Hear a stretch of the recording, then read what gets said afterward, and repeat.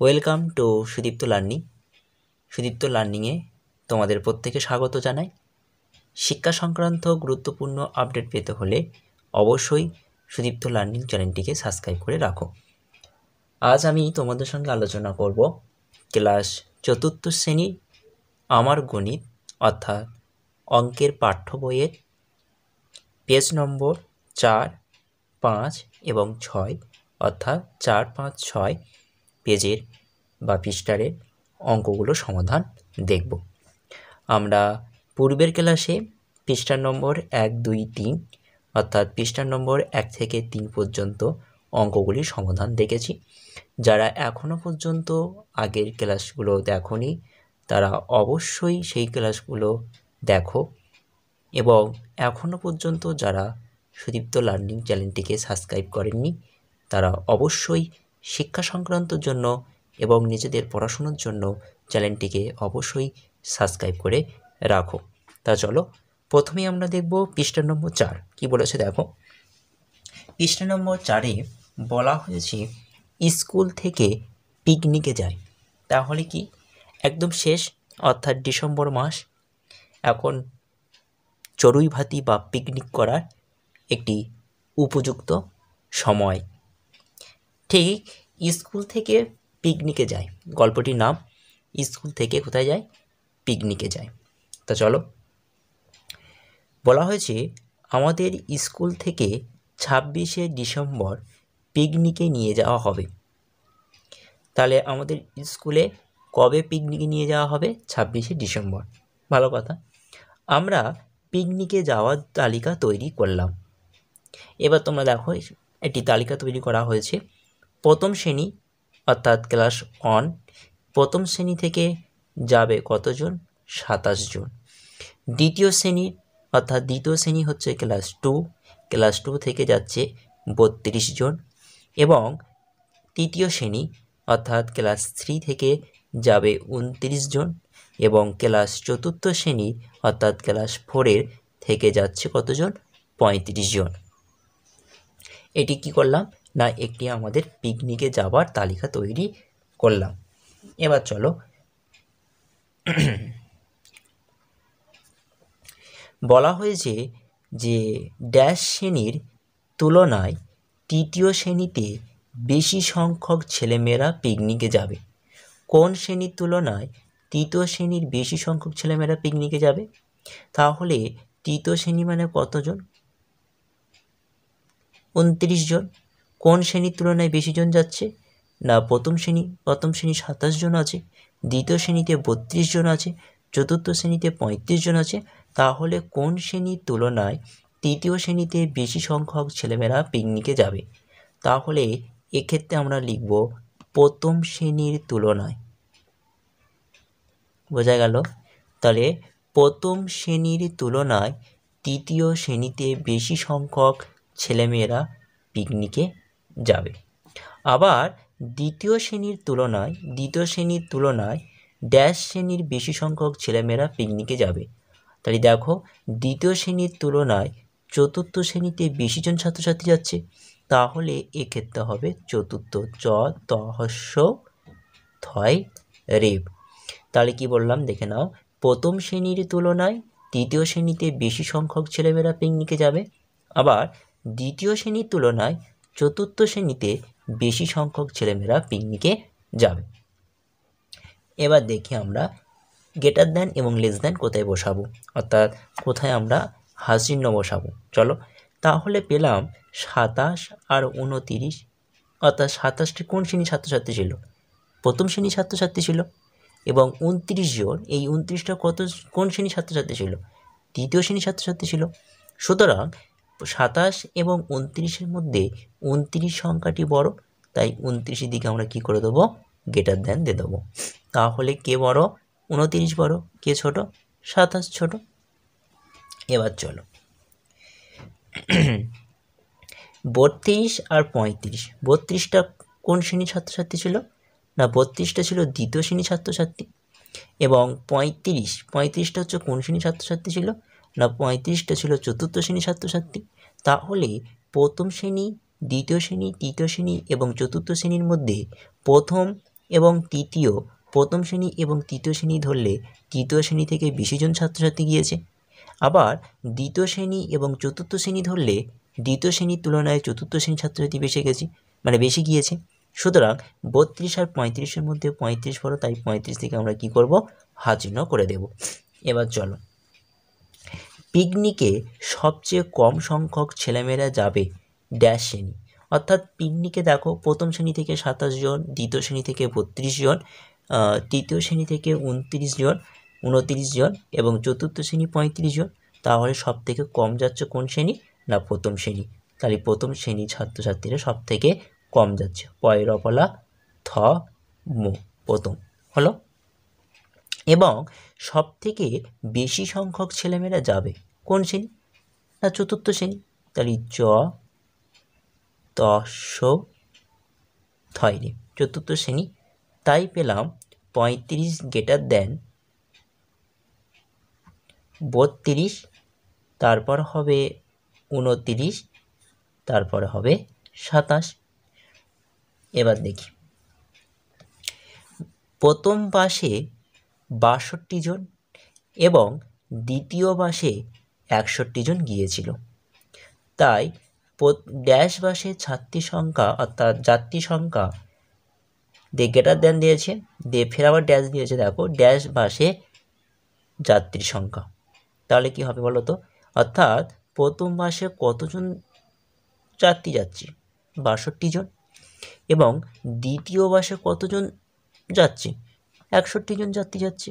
সুতরাং প্রথম বাসের যাত্রীর সংখ্যা বেশি, তাই এখানে আমরা লিখে দেবো প্রথম বাসের যাত্রী সংখ্যা গ্রেটার দেন দ্বিতীয় বাস, দয় বয় হস্যই তয় দীর্ঘই অন্তস্থ, দ্বিতীয় বাসের যাত্রী সংখ্যা। এবার তাহলে লেখা অঙ্কটি অবশ্যই বোঝা গেল। এবার চলো নিজে করি। নিজে করিতে কি বলেছে দেখো, নিজে করি প্রথমে দেখো বলেছে মানের ঊর্ধ্বক্রমে, ঊর্ধ্বক্রমে মানে হচ্ছে ছোট থেকে বড়, তোমরা এইটা অবশ্যই মনে রাখবে। তাহলে ঊর্ধ্বক্রম মানে ছোট থেকে বড় সাজায়। কটি অঙ্ক দেওয়া আছে, 1 2 3 4, 4টি দেওয়া রয়েছে। একইভাবে পাশে দেওয়া হয়েছে মানের অধক্রম মানে বড় থেকে ছোট সাজায়। চলো এই অঙ্কগুলি আমরা খাতায় করে দেখি। চলো,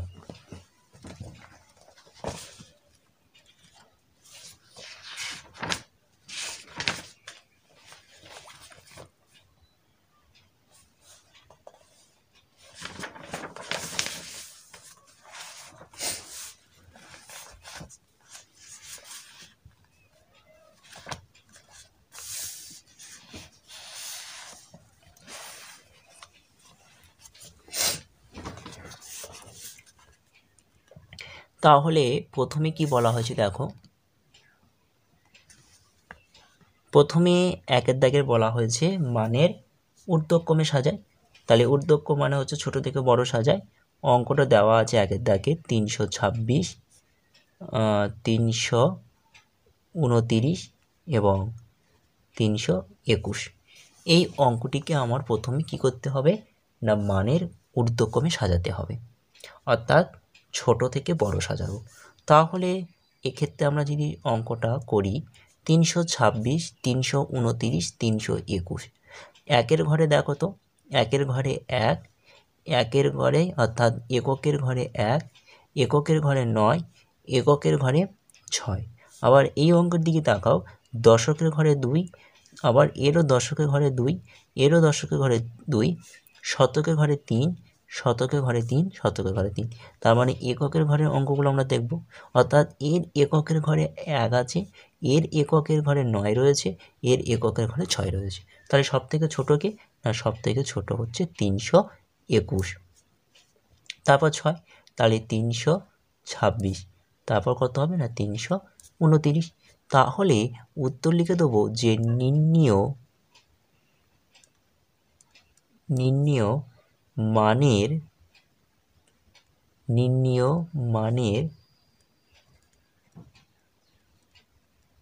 ঊর্ধ্বক্রমে সাজাইয়া পায়। বলে তাহলে কত হবে না, সাজাইয়া পায় বলে উত্তর লিখব 321, 326, 329। এটা উত্তর হয়ে গেল। বোঝা গেল। দ্বিতীয় কোশ্চেন দেখো। দ্বিতীয় কোশ্চেনে বলা হয়েছে প্রথমে 341, 358, তারপরে আছে 339। তাহলে দেখে নিই। সেম একইভাবে দেখব। দেখো তো শতকের ঘরে 3, শতকের ঘরে 3, শতকের ঘরে 3 রয়েছে, তাহলে চলে গেল। এর দশকের ঘরে কত রয়েছে না, দশকের ঘরে 4, দশকের ঘরে 5, দশকের ঘরে 3। তা আমার সব থেকে তাহলে ছোটোকে না 339টা। তাহলে প্রথমে বসাবো 339, তারপরে 4, তাহলে 341, তারপরে 358। তাহলে উত্তর লিখে দেবো নির্ণীয় মানের ঊর্ধ্বক্রমে সাজাইয়া পায়। বলে কি লিখব না, প্রথম লিখব 339, 341, 358। তাহলে উত্তর হয়ে গেল। চলো তিনেরটা চলো। তিনের বলা হয়েছে প্রথমে 752, তারপরে দেওয়া রয়েছে 801, তারপরে দেওয়া হয়েছে 699। তাহলে অঙ্কটা করি।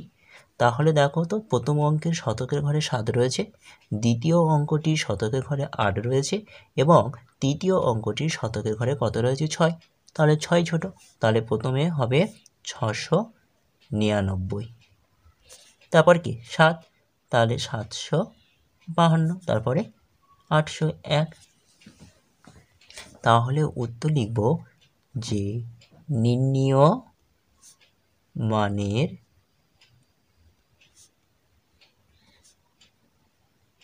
ঊর্ধ্বক্রমে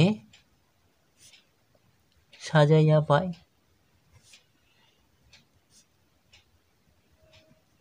বলে উত্তর কি লিখব না 699, 752, 801। এবার চলো চারেরটা দেখি। চারের দাগে বলা হয়েছে প্রথমে 502, তারপর বলা হয়েছে 298, তারপর বলা হয়েছে 528। সেম দেখো তো, এই অঙ্কটির প্রথমে আমরা শতকের ঘরের দিকে তাকাচ্ছি, 5 রয়েছে। এই অঙ্কটির শতকের ঘরে 2 রয়েছে এবং এই অঙ্কটির শতকের ঘরে 5 রয়েছে। আচ্ছা, আমরা প্রথমে শতকের ঘরে 5 5 পরে দেখব। প্রথমে আমরা 2 পেয়ে গেছি, তাহলে সবথেকে 2 ছোট, তাহলে 298। তারপর কি দেখো, তাহলে এটা বাদ। এখন পড়ে আছে কি না 502 এবং 528। তাহলে এই শতকের ঘরে 5 এবং এই অঙ্কের শতকের ঘরে 5, তাহলে বাদ চলে গেল। পড়ে রয়েছে কি না 02 আর 28। তাহলে দশকের ঘরে এর অঙ্কের 0 আছে এবং এই অঙ্কের দশকের ঘরে 2 রয়েছে, তাহলে 2-এর থেকে 0 ছোট। তাহলে এরপরে হবে 502, তারপর হবে 528। তাহলে উত্তর লিখব যে নির্ণীয় মানের ঊর্ধ্বক্রমে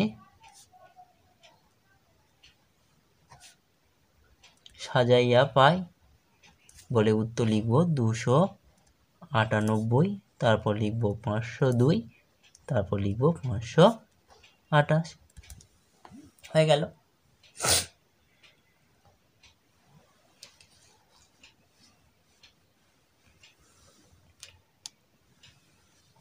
এবার দেখো পরের পাশের অঙ্কটি। বলা হয়েছে মানের অধক্রমে।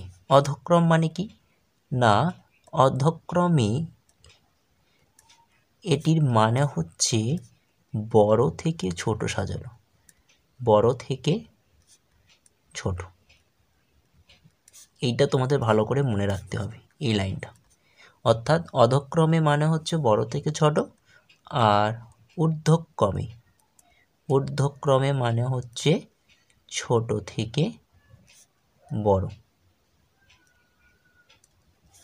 এই কথা দুটো তোমাদের কি করতে হবে না মনে রাখতে হবে, মনে রাখবো। তাই তোমরা খাতা সুন্দর করে লিখে রাখো, মনে রাখবো বলে অধক্রমে বলে হাইপেন দিয়ে লেখো যে বড় থেকে ছোট, এবং ঊর্ধ্বক্রমে মানে হচ্ছে ছোট থেকে বড়। আমরা প্রথমে কি অঙ্কগুলো দেখলাম না, প্রথমে আমরা দেখলাম অধক্রমের অঙ্কগুলো না ঊর্ধ্বক্রমের অঙ্কগুলো না, আমরা প্রথমে দেখলাম ঊর্ধ্বক্রমে অর্থাৎ ছোট থেকে বড়। এবার আমরা দেখব বড় থেকে ছোট অর্থাৎ অধক্রমে। চলো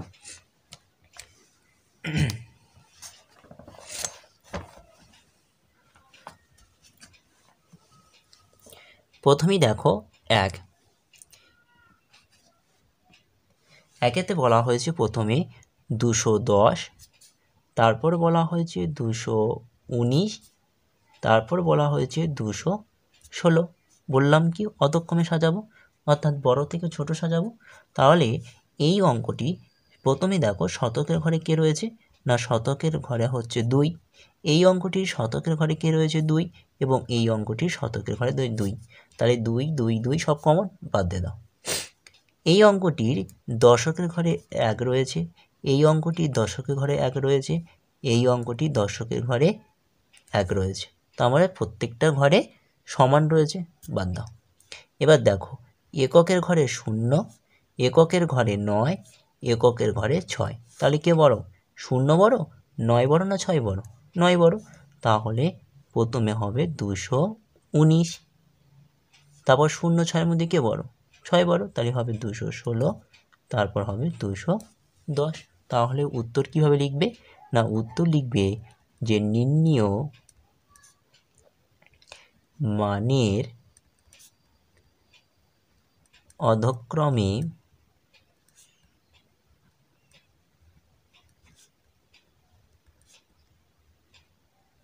সাজাইয়া পায় বলে প্রথমে উত্তর লিখবে 219, তারপর লিখবে 216, তারপর লিখবে 210। তোমরা এইভাবেও লিখতে পারো 219 গ্রেটার দেন 216 গ্রেটার দেন 210, এইভাবে লিখতে পারো। অথবা এইভাবে লিখতে পারো 210 লেস দেন 216 লেস দেন 219। এই আমি তোমাদের 3টে পদ্ধতি দেখিয়ে দিলাম, তোমাদের যেটা সুবিধা হবে তোমরা সেটা অবশ্যই লিখবে। ওকে, এবার চলো 2-এর দাগে। 2-এর দাগের প্রথমে বলা হয়েছে 458, তারপর বলা হয়েছে 471, তারপর হচ্ছে 498। তাহলে প্রথমে দেখো তো শতকের ঘরে 400 রয়েছে অর্থাৎ 4 রয়েছে, এরও শতকের ঘরে 4 রয়েছে, এবং এর শতকের ঘরেও কী রয়েছে 4 সংখ্যা রয়েছে। এবার দেখো এই অঙ্কটির দশকের ঘরে রয়েছে 5, এই অঙ্কটির দশকের ঘরে রয়েছে 7, এই অঙ্কটির দশকের ঘরে রয়েছে 9। তার মানে বলো তো 5 বড় না 7 বড় না 9 বড়? 9 বড়। তাহলে চলো, তাহলে 9 বড় যদি হয় তাহলে প্রথম ওই অঙ্কটা হবে অর্থাৎ 498। তারপর বলো তো 5 আর 7-এর মধ্যে কে বড়? 7 বড়, তাহলে 471, তারপর হবে 458। তাহলে উত্তর লিখে দাও যে নির্ণীয়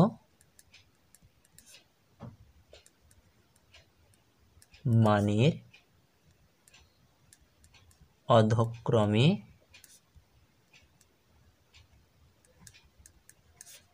সাজাইয়া পাই বলে প্রথমে লিখব 498, তারপর লিখব 471, তারপর লিখব 458। ওকে, এবার চলো 3-এরটা। 3-এ কি বলেছে দেখো, 3-এর প্রথমেই আছে 725, তারপর রয়েছে 512, তারপর রয়েছে 832। তাহলে সেমভাবে আমরা দেখব এই অঙ্কটির শতকের ঘরে রয়েছে 7, এই অঙ্কটির শতকের ঘরে রয়েছে 5, এই অঙ্কটির শতকের ঘরে রয়েছে 8। তাহলে 7, 5, 8-এর মধ্যে কে বড়? 8 বড়। তাহলে প্রথমে হবে 832, তারপর কে বড়? 7 বড়, তাহলে 725, তারপরে 5, তাহলে 512। তাহলে উত্তর লিখে দাও যে নির্ণীয় মানের অধক্রমে সাজাইয়া পাই বলে উত্তর কি হবে 832 725, 512 উত্তর হয়ে গেল। ওকে, এবার দেখো 4 দাগের এবং শেষ অঙ্কে কী বলেছে দেখো। প্রথমে 4 দাগে দেওয়া হয়েছে 999, তারপর দেওয়া আছে 909, তারপর দেওয়া আছে 899। তাহলে এই অঙ্কটির শতকের ঘরে 9 রয়েছে, এই অঙ্কটির শতকের ঘরে 9 রয়েছে, এবং এই অঙ্কটির শতকের ঘরে কি রয়েছে? 8 রয়েছে। আচ্ছা দেখো তো, দুটো অঙ্কের শতকের ঘরে 9 পাচ্ছি, তার মানে তো আমাদের ধরতে পারবো না কে বড়। তাহলে দশকের ঘরে দেখি, এই অঙ্কটির দশকের ঘরে 9 রয়েছে, কিন্তু এই অঙ্কটির দশকের ঘরে 0 রয়েছে। তাহলে 9 আর 0-এর মধ্যে কে বড়? 9 বড়। তাহলে প্রথমে হচ্ছে 999, তারপর হবে 909, তারপরে হবে 899। অর্থাৎ তোমাদের যে কোশ্চেনটি দেওয়া রয়েছে পরপর সেটা তোমাদের উত্তর রয়ে গেল, মানে হয়ে গেল। তাহলে উত্তরটা হবে নির্ণীয় মানের অধক্রমে সাজাইয়া পায় বলে হবে 999, 909, 899। তাহলে এই অঙ্কটা মজার অঙ্ক না? তাহলে এই অঙ্কটা কী অঙ্ক ছিল? মজার অঙ্ক ছিল। তোমাদের ক্লাসটি আজকে এই পর্যন্ত রইল। ক্লাসটি অবশ্যই ভালো লাগলে লাইক, কমেন্ট, শেয়ার করো, এবং যারা এখনও পর্যন্ত চ্যানেলটিকে সাবস্ক্রাইব করোনি তারা অবশ্যই চ্যানেলটিকে সাবস্ক্রাইব করো, পাশে থাকো, ভালো থাকো, টাটা, বাই বাই।